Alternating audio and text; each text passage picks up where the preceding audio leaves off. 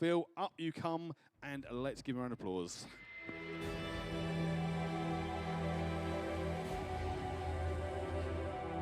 Typo on the card. This is week two of 6 of Heroes. And boys on the front row, any youthy types in the building, you wouldn't have seen this TV show, I wouldn't imagine. Any of you seen Heroes?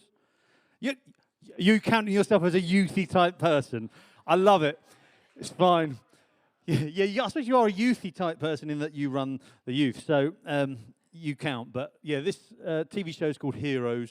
We're not talking really about the show, but if you haven't seen it, it's brilliant. I'd consider watching it, but you do have to pay for it, I'm afraid.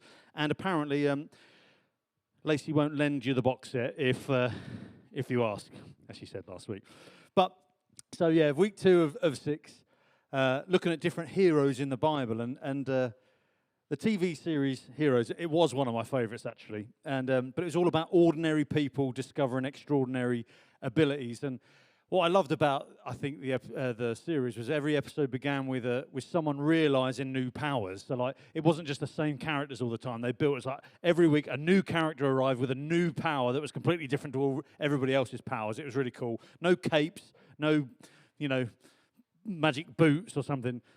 Excuse me, just normal people that realised they had these amazing powers. And last week we looked at Abraham and Rahab as heroes of faith. And then we finished with this tagline that heroes don't wait for certainty, they step out in faith. And so today I want to look at, I suppose, ordinary people in extraordinary moments. And what that requires is a heroic action or a heroic reaction. And so sometimes when you might see a particular person, they always seem to be heroic. Sometimes it's just people do a heroic action in a moment, in a time of crisis, or when it's called upon them. And so we're going to look at that today. And it reminded me of the TV shows where the normal people were dropped into these wild situations, and like a nurse works in a hospital or something and suddenly heals someone with her power. It's like, oh, I like that power. That's one of my favourites, the power to heal. That'd be, I think that's the one I'd choose. Or teleportation, that would be my next one. Some people talk about like being able to run fast. You might as well teleport. You've got to think it through. Yeah, that's energy, instant. You don't get any wind speed problems or hairdo going everywhere. And so, or another one was one particular one, a cheerleader jumps off a building or falls off a building and is like, and is able to heal herself, which is cool. But every time in the TV series, the moment came when they had to decide in the midst of that fear, because some of you might think, if that happened to me, I'd just be excited. But everyone's seen Spider-Man. You get a little bit scared when you've suddenly got these superpowers. But at each moment, every time someone realized they had this power, they had to make a decision in the midst of that fear. Either hide what I have or use it for good. There are some people who use it for bad in the series as well. I won't give too much away if you haven't seen it. But hide what I have or use it for good, because at the time this was happening, all these people were becoming mutants or with people with powers. It wasn't like, if you've seen like X-Men or anything, it's like the populace reject them, like they're some sort of freaks. And so you've got to make a decision. Am I coming out and being like, this is who I am, or am I going to hide away? And so what we're going to look at today is heroes of courage. Heroes of courage. And I want to be really clear that I'm not talking about fearlessness, because that's a different thing. And it's an amazing thing, but it's not what I'm talking about. I'm not talking about fearlessness. I'm talking about faith in motion when fear whispers, stay put, or shut up, or don't. Because here's the tension we're sort of battling with here, is that we all admire courageous people, and we'll all have different people that we admire. You'll probably admire courageous people in an area of life that you think's amazing, whether that's movie heroes that you really look up to. Mine was always, which is a bit weird, was always Wolverine, But he was a bit of a horrible man, really. But for some reason, I looked up to him. It must have been the healing power thing. And the spiky hands is always a cool thing. But for others in you, it might be people who work in amazing workplaces in hospitals, or first responders, or people who are in the ambulance service or police service, all them sort of things. You might consider them guys heroic. For others of you who are more spiritual, you might look at missionaries who go around the world and do amazing things in difficult places, sharing the gospel. But my point is, in all of them scenarios, or all the people that you look at as courageous, courage never feels cinematic. Like whenever I've had to step out in courage, it's never felt cinematic. When we watch it on the movie in the third person, when we're watching someone else do it, it's like, just get on with it. That backing music gives you enough energy to do it. Da, da, da. And yet, in real life, that backing music isn't there. You haven't got people cheering you on, hoping you do good. Sometimes you've just got to step out. And I watched, has anyone watched all the Mission Impossible movies? I love Mission Impossible. If you haven't seen them, they're brilliant. Even the first one that was like, I don't know, it's like 25, 30 years ago now. It's ridiculous that it's that long ago. Even like the cinema, all the editing and all the stuff that you look back on movies and think, oh, it looks a bit rubbish now. You know, like Jurassic Park 1, it's a man with a puppet in his hand. You watch the old, the old Star Wars. My boy watched the old Star Wars. It looks rubbish. That's why they had to remaster it all and put other things that weren't in there originally. But the Mission Impossible series was great, and I actually had a day off this week. I know, I treat myself. It was lovely. And me and Steph watched Mission Impossible 8, I think. Is it 8? I think it's number 8, the last one. And it was, what's different in that, it's always seemed like he's just a hero and can do all these things, and he's never fearless. But in this one, nearly all the time, it was like fear was baked into the storyline, that they had to overcome fear. And I like that because it was more realistic. And so today we'll meet two heroes. Not Ethan Hunt, but we're going to look at Esther and we're going to look at Joshua, who prove that courage isn't the absence of fear, that courage isn't the absence of fear. And we'll have different people in the room who are sort of lean towards being fearful in life in lots of areas. We'll have other people in the room who don't lean very heavily towards fear. And some of you people who are fearful of lots of things, look at people who don't have fear and you think, oh, they're so courageous. Can I tell you, that's incredibly inaccurate. Looking at people who don't have fear, who do stuff that you're scared of, that's not heroic. That's not courageous. It's the people who are scared, who have fear, who step out. They're the courageous ones. If you don't feel fear in many environments, you never needed to be courageous because you don't even feel the fear. You don't have the wiring for it. I'm one of them people. A few areas that I do. But generally speaking, I think that was deleted. It's not the absence of fear. It's trusting God enough to move through it. It's trusting God enough to move, and it's so intertwined with what we were talking about last week about heroes of faith. But something to consider is that courage often begins with fear. Maybe not all the time, but nearly all the time, I would argue. Courage often begins with fear, and Esther's an amazing example in Scripture. And I won't read the whole lot because it'll take us too long, but we're looking at a time in Israel's history when they're part of the Persian Empire. The Persian Empire have come in and taken over all of Israel and the Israeli people, the Jewish people, and spread them across the region. And this was under King Xerxes, under his reign. And all the Jews were living in exile. There were times in Israel's history where they were doing really well and they're sort of in charge and thriving. Other times God will allow other empires to come in and take over, depending on how obedient they were usually.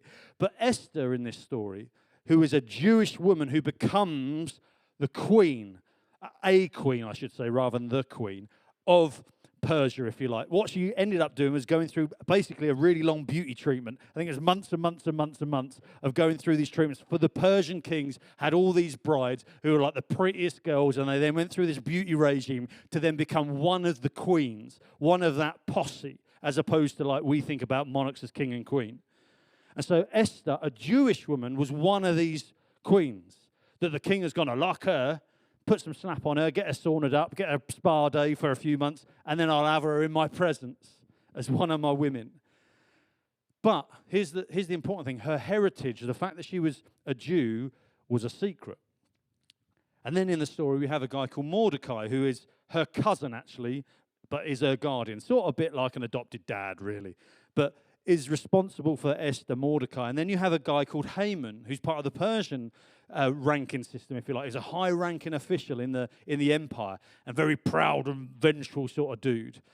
And the trigger event for this story that we're going to look at is where Mordecai, the Jewish bloke, Esther's cousin / dad, uncle, refuses to bow down to Haman.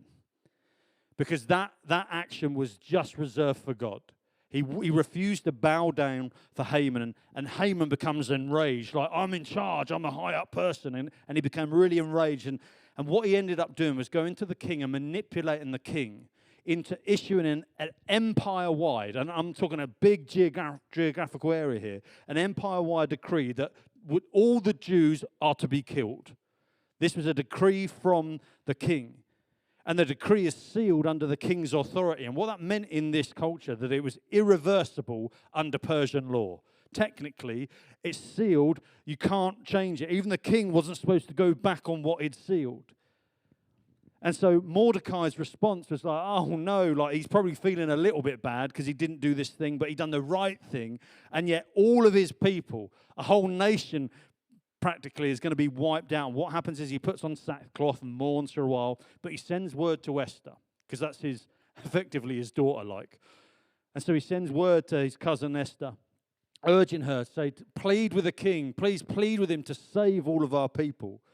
And Esther's response was accurate, and she said back to him, any man or woman who approaches the king in the inner court without being summoned, the king has but one law. There's just one thing that happens all the time. They are put to death.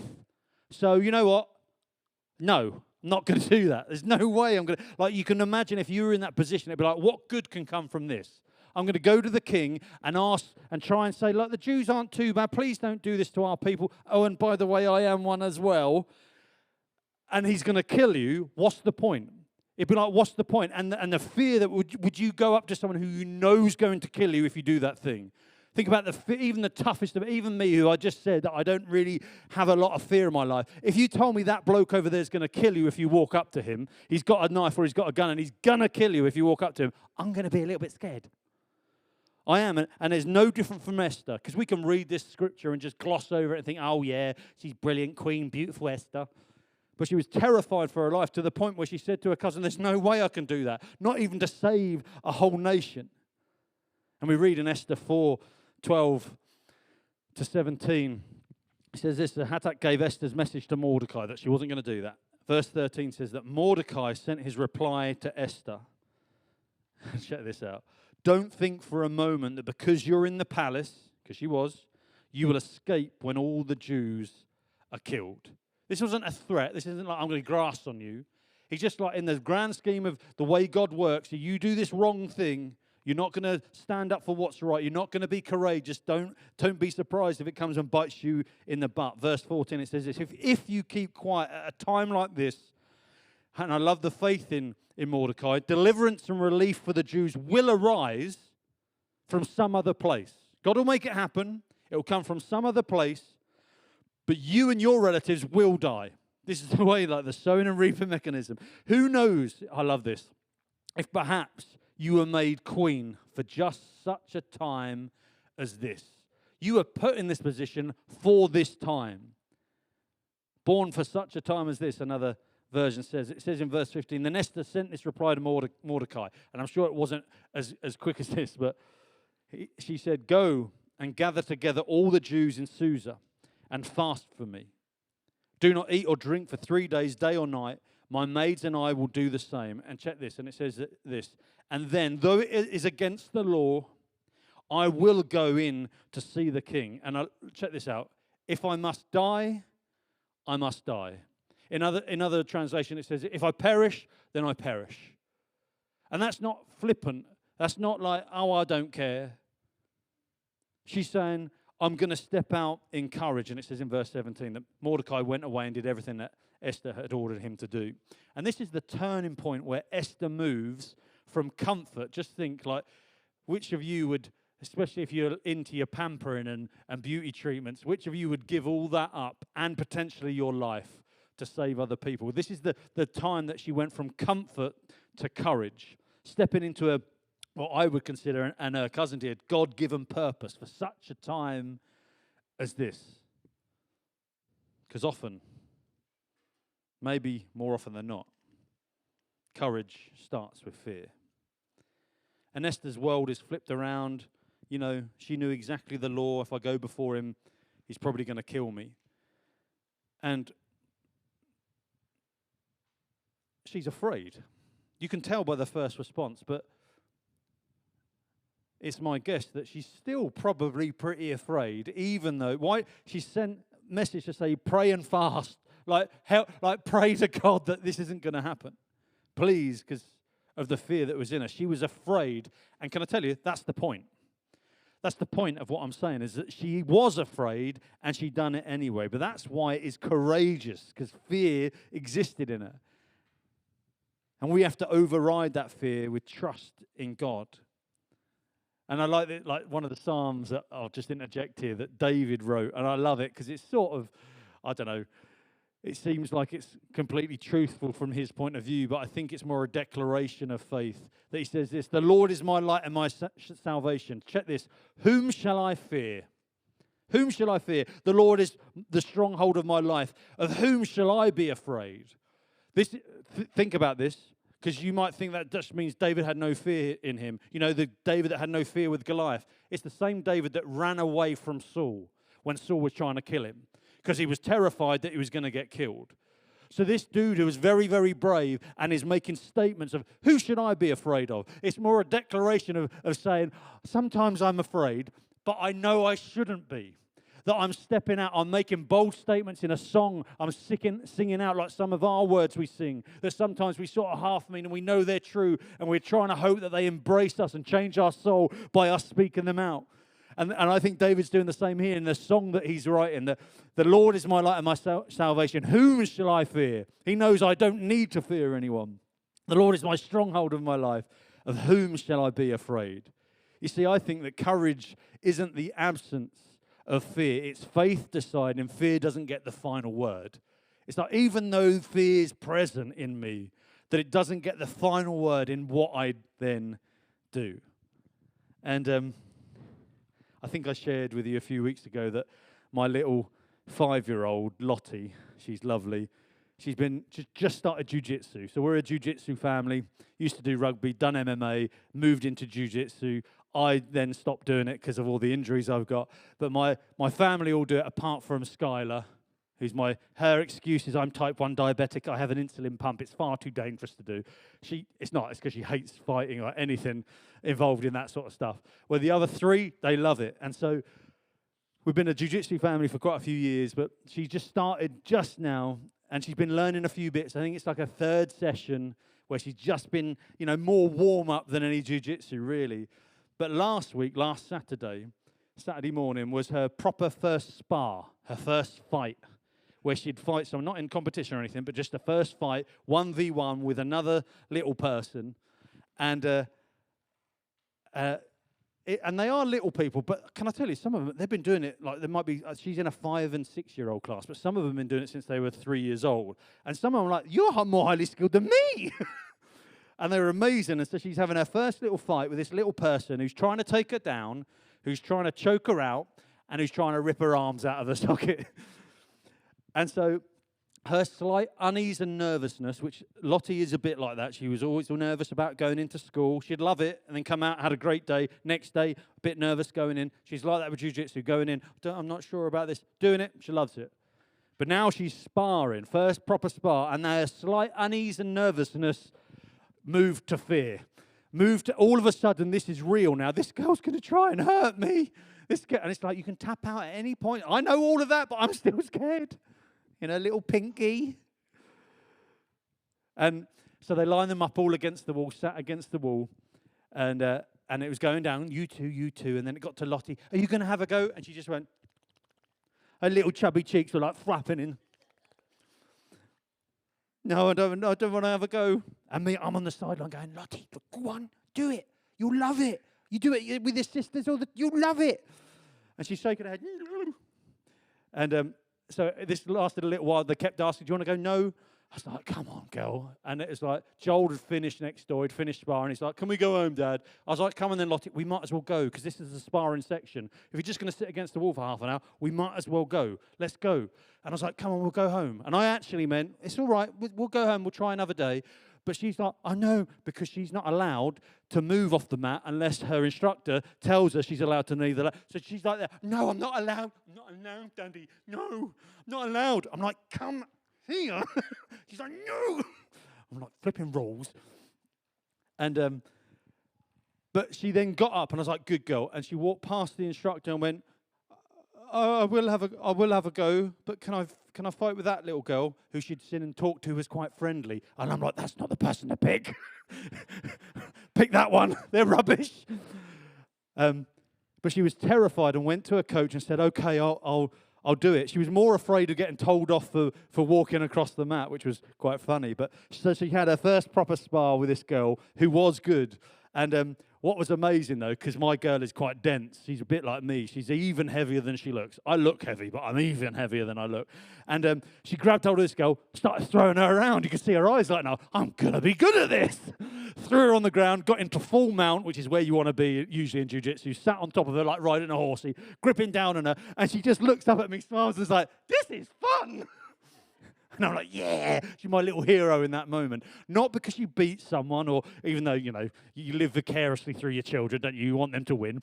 But like, it wasn't that. It was the fact that she pushed through her fear and done something that she didn't even want to do. One, because Daddy was encouraging her to do it, but because she knew, I need to push through this. I've got to, if I'm going to get anywhere further, I've got to step out in courage.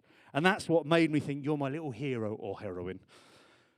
And so, in the same way, Esther approaches the king, very different scenario, but she pushes through that fear, approaches the king, and he actually receives her favorably. And what she does is exposes Haman's plot. She explains to the king, this is what Haman's been doing. He's been manipulating you in the background.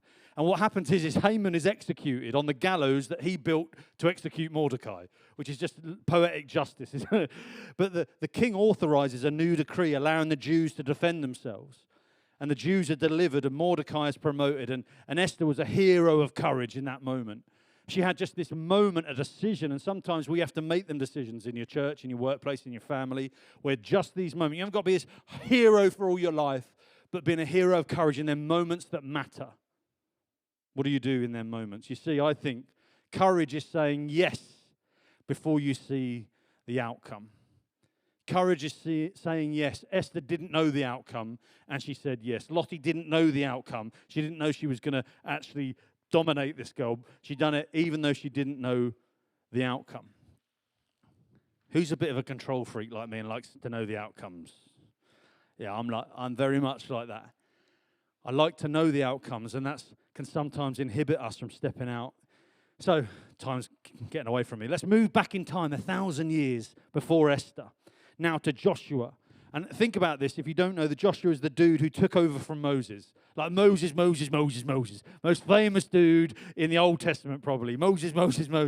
And Joshua was tasked with leading the Israelites to the promised land. That's what Moses was going to do, and he didn't because of disobedience, probably.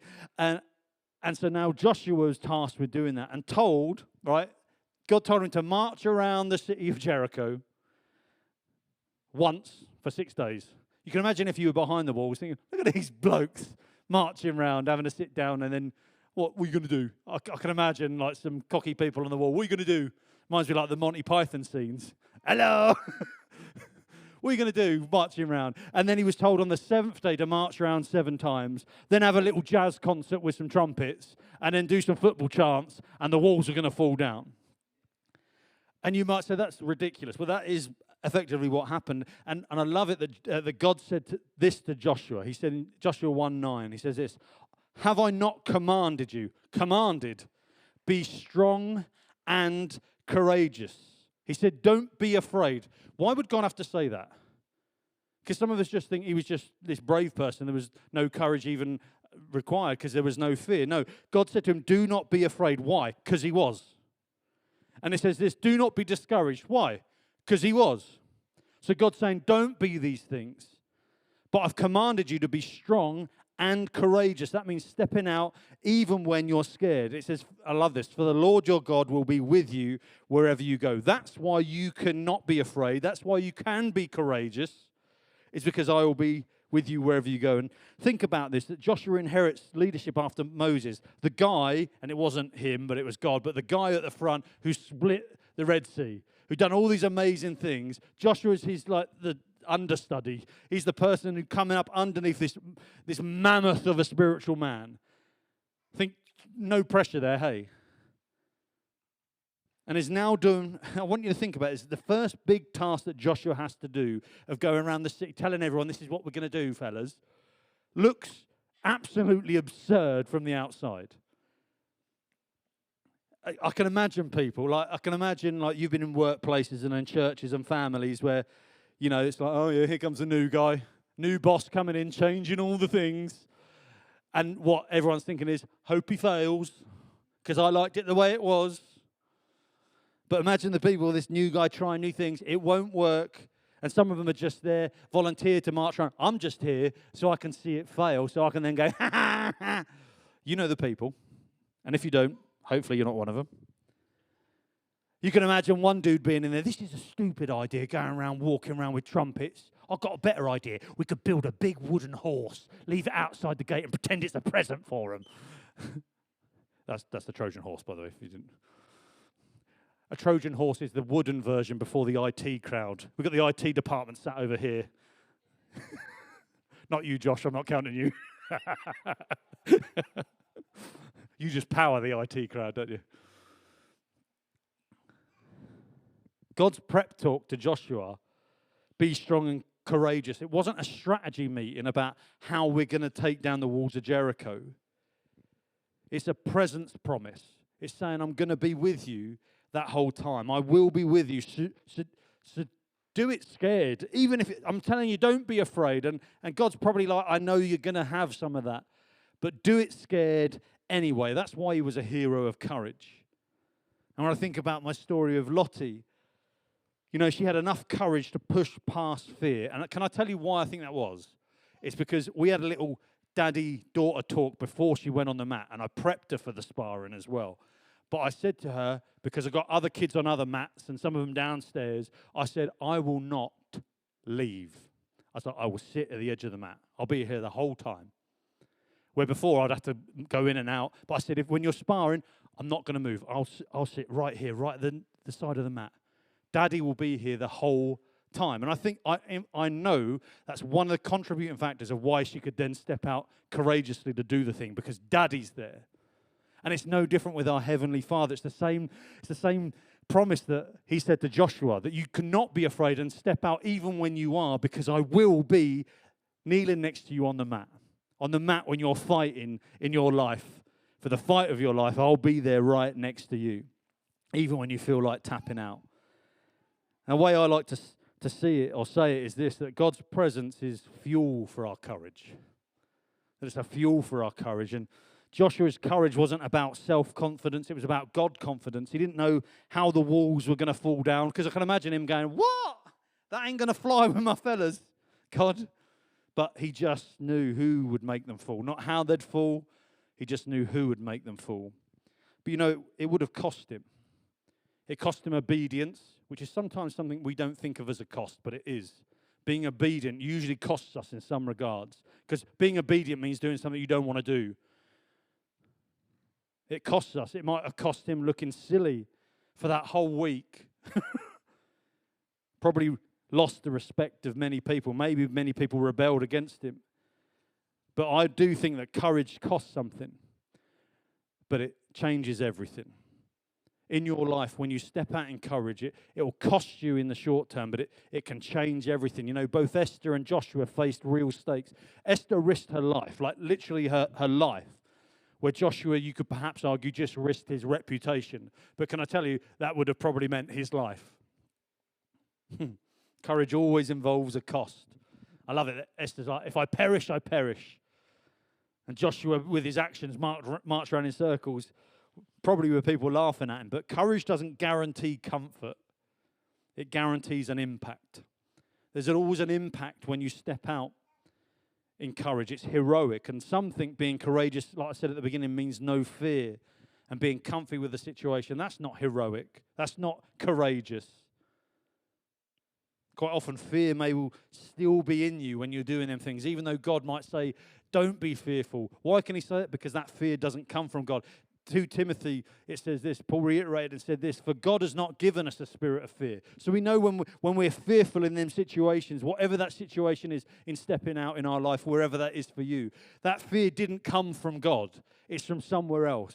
God doesn't give us a spirit of fear and timidity, of power, love, and of self-discipline. Another translation says of a sound mind. And what I've come to understand is this, that obedience that costs nothing changes nothing. Obedience that doesn't cost anything. Like many of my children are obedient. They're very good, most of my kids, most of the time. But can I tell you, 90% of the time, they're obedient, but they're doing what they want to do. I'll tell them to do something. It's like, I want to do that anyway. That doesn't cost us anything because I was going to do that anyway.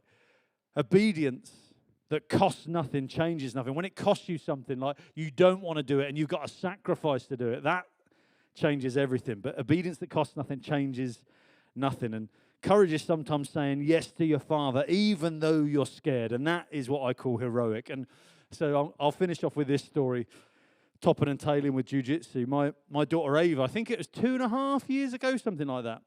She's 10 at the minute, so she would have been 7.5, maybe 8. Went to the Jiu-Jitsu World Championships in Wolverhampton. So she went to the World Championships. She'd done like Lottie. She'd gone to class, been scared, done all the same things, and then got to the stage where she saw Joel go to the Worlds the year before and win a medal and go, I want a medal. She's like, I don't really want to fight lots of people, but I do want a medal, and I want people to clap. And so she went to the Worlds in Wolverhampton, and can I tell you, it changed her. I mean, it actually changed her. Maybe in only one little area of her life, but it changed her. And she was effectively, if you've never been to like a world championship of anything, she was in this massive sports hall, and it was huge. Massive sports hall with speakers all around. She's used to this little jiu-jitsu gym that's like half the size of this room. She's used to that with little parents around, being quiet and a few kids playing. And she's now in a massive hall with the hundreds and hundreds of people all around with, I think, 12 competition-sized mats all around as well, all being filmed, all with judges and scorecards and boards and all the noise that was with that. And when she arrived in the hall and we walked down to her area, she's like, I don't want to do this, Daddy, I don't want to do this. And fear gripped her, and I mean gripped. If you've ever seen your child afraid, you know the difference between I'm a little bit scared and I almost can't move. Something changes in the eyes, like I'm so terrified. And she was terrified. And can I tell you, Ava is wired from a personality point of view and the big 5 traits with the neurotic end of the neurotic spectrum. She's terrified. She feels a lot of negative emotion about a lot of things. It's something we've noticed about our children. They're all different. And this one is, she's terrified of everything. And she has to learn not to be. My boy's on the other end of the spectrum. I'm not scared of anything unless something happens and I learn I'm supposed to be scared of it. But she's like scared of everything. She's wired that way. The threshold's really low. I'm terrified of everything unless I'm given lots of evidence to suggest it's not scary. And so she was there and she's like, I don't want to do this. The fear is tangible in her. She's shaking and she's locked eyes with me and she's just shaking her head constantly and gripping on my leg. And like I said, the week before at class in jiu-jitsu, the coach had talked about everyone who goes to the Worlds has this feeling of sort of excited and scared. It's like butterflies and like you're going to feel this and you're going to have to put. And I loved it, the fact the coach had talked all the kids who were going through this. My boy had been the year before, and he looked at me like, what's he talking about, Dad?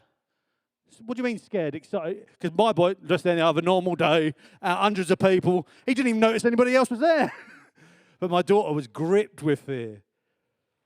And so we were outside what they call the ball pit, which is like a little square of fencing where they then section. It's like rounding sheep up. They bring all the competitors for each age group or weight group or sex, and they put them in a little ball pen just to make sure they got them all there so they know.